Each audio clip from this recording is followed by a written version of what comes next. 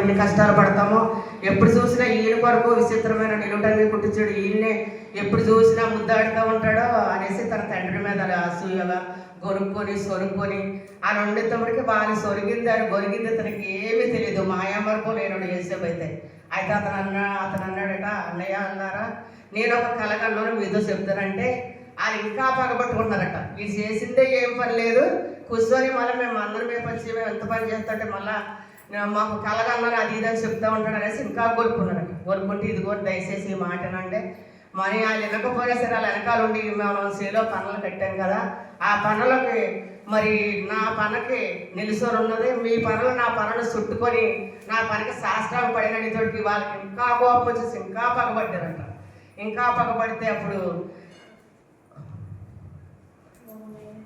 అతని మీద మరీ పగబట్టి అతని సేమ ఎలాగున్నావు నువ్వు, మరి నువ్వేం చేస్తున్నావు అని కూడా ఇంటికి వచ్చి కూడా అడగకుండా ఇంకా వాళ్ళ పనులు అది చూసుకుంటా కోపంతో రెగులతో ఇంక వెళ్ళిపోతూ ఉండేవారు అనమాట. అతను మళ్ళా ఇంకొక కలకన్నాడు మళ్ళీ వాళ్ళతో చెప్పాడంట. దయచేసి ఏంటంటే అప్పుడు మళ్ళా నువ్వు అతని సహోదరులు నిశ్చయముగా సాష్టంగా నా పనులు చుట్టుకొని సాష్టంగా పడినని చెప్పాను. అందుకు అతని సహోదరులు నీవు నిశ్చయముగా మమ్మల్ని లేలేదు కానీ నువ్వు మా మీద అధికారం అవుదని అతనితో చెప్పి అతని కళలు బట్టి అతని మాటలు బట్టి మరింత పగబట్టాడట.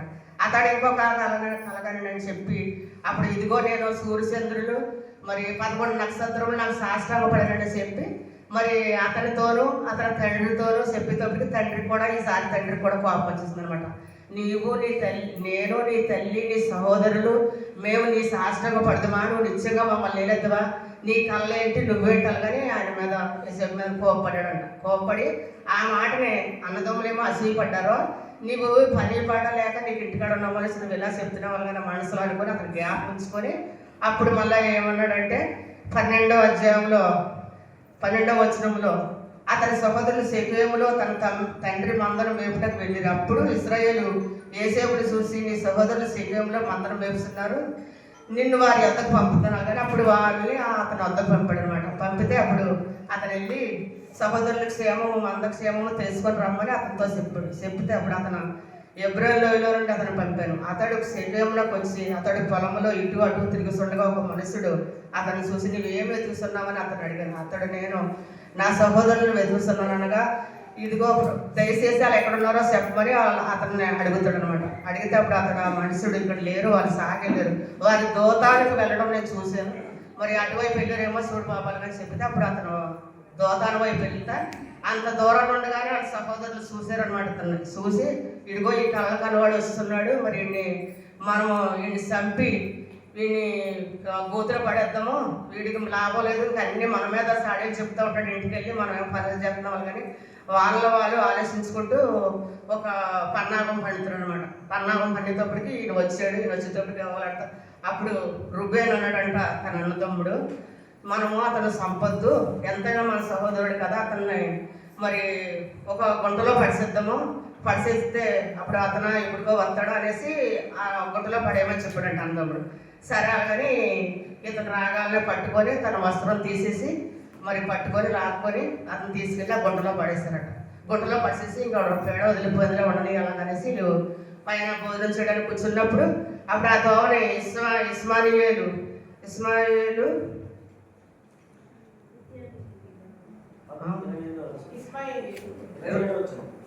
28వ వచనంలో మిర్జానీలైన వర్తకులు ఆ మీదుగా వెళ్ళుతుండగా వారు ఆ గుంటలో యేసేపును పైకి తీసి ఆ ఇస్మాయిలుకు అప్పుడు ఈయన యోధానుడట గుంటలోంచి తీసేసి మనం ఆయన చంపినా మనకి ఏం లాభమో, గుంటలోంచి తీసి ఈ ఇస్మాయిల్కి మనం అమ్మేస్తే ఎంతో కొంత మనకి ఇస్తారా, అప్పుడు మనకి ఏ బాధ ఉండదు అనేసి వాళ్ళు చెప్పే వరకు అప్పుడు గుంటలోంచి తీసి వాళ్ళకి 20 తులముల వెండికి వాళ్ళని అమ్మేస్తారు అనమాట. 20 తులాలకు వెండికి అమ్మేసి అప్పుడు వచ్చేటప్పటికి రుబేను చూడలేదు, వీళ్ళు అమ్మడం అన్నీ చూడలేదు. అప్పుడు రుబేను వచ్చి గుంటలో చూసుకుంటే గుంటలో తమ్ముడు లేడు, నేను తండ్రికి ఏమైనా సమాధానం చెప్పాలని నాకు అప్పచెప్పాడు కదా అని అనుకొని ఇంటికి అప్పుడు వాళ్ళ దగ్గరికి వచ్చి బాధపడినప్పుడు వాళ్ళు అన్నారట, వాళ్ళు మేకపిల్లని చంపి ఈ అంగి రక్తం దాని మీద దాంట్లో ముంచి అప్పుడు ఈ దుష్టమృగం వీడిని తినేసిందని చెప్పుదాము అలాగని చెప్పే వరకు అలాగే ఆ మేకపిల్లని చంపేసి ఆ రక్తం అందులో ముంచి తండ్రి దగ్గరికి వెళ్ళి, ఇదిగో నీ కుమారుడు అంగి అవునో కాదో నువ్వు గుర్తుపట్టు, ఇది మాకు దారిలో దొరికిందని చెప్పాడండి. చెప్తే అప్పుడు తండ్రి చూసి, మరి ఇది నా కొడుకుదే, ఏ దుష్టమొగ వీడు తినేసిందో, అలాగని ఇంకా ఎంగలు ఆర్చుకుంటా ఏడ్చి ఎంత ఓదార్చినా, కుటుంబ సభ్యులందరూ ఎంత ఓదార్చినా, నేను ఈ మృతుల్లోకానికి వెళ్ళి నా కొడుకు దగ్గరికి వెళ్ళి నేను కూడా నా కొడుకుని చూస్తున్నాగా అనుకొని ఇంకా ఎంతగానో ఏడ్చి తల్లటిల్లిపోయి అప్పుడు ఇంకా ఏడ్చిన తర్వాత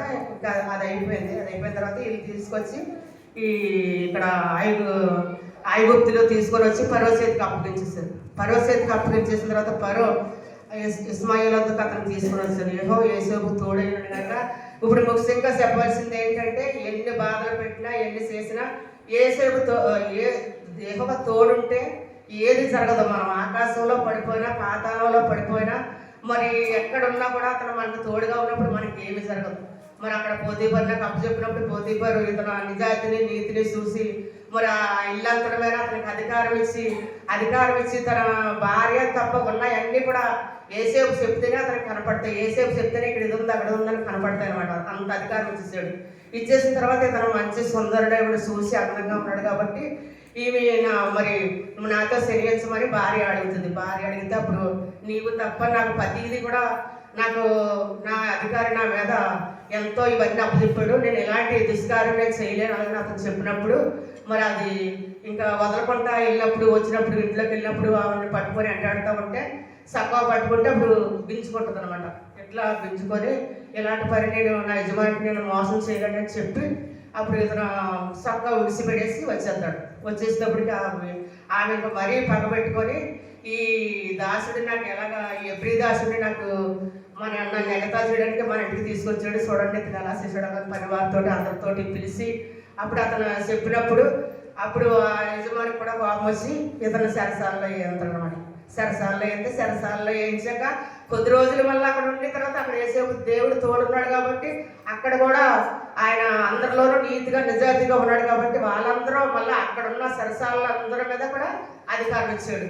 అధికారం ఇచ్చిన తర్వాత ఆ అధికారంలో అన్నింటిలోనూ కూడా సక్రమంగా జరిపి అప్పుడు తర్వాత ఇంకా చాలా ఉంది కాబట్టి మరి పాస్టర్ గారు ఇచ్చిన అవకాశం నేను అప్పుడు ఈ సరసాల్లో అందరిమైనా కూడా మరి ఆయన చెప్పిన ఇద్దరు కళలు కంటారు, ఆ కళ్ళలు కూడా ఈయన అక్కడ చెప్తాడు కాబట్టి మళ్ళీ అతను పిలిచి మరి రాజు మరి తన కుమార్తెనిచ్చి పెళ్లి చేసి మరి తన రాజ్యమంతటి మీద అధికారిగా చేయడము, మరి ఐగుప్తులో తన తల్లిదండ్రులందరినీ తీసుకొచ్చి వాళ్ళు తినడానికి కూడా లేకుండా అయిపోయినప్పుడు తండ్రి తన అన్నదమ్ములే పడేసిన వారే తన సహోదరులే వచ్చి తన ముందు సాగిలి పడేలాగా దేవుడు అతను తోడుండి అన్ని విషయాల్లో తోడుండి తన పనంతట్లో కూడా తోడుంటాడు.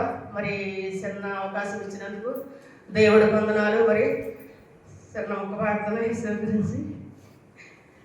అన్య దేశములో గణపరచినావు, అన్నలనే సాగిల పడవేసినావు, అందరి ముందు గణపరచినావు, అతిశయించి జయించినావు.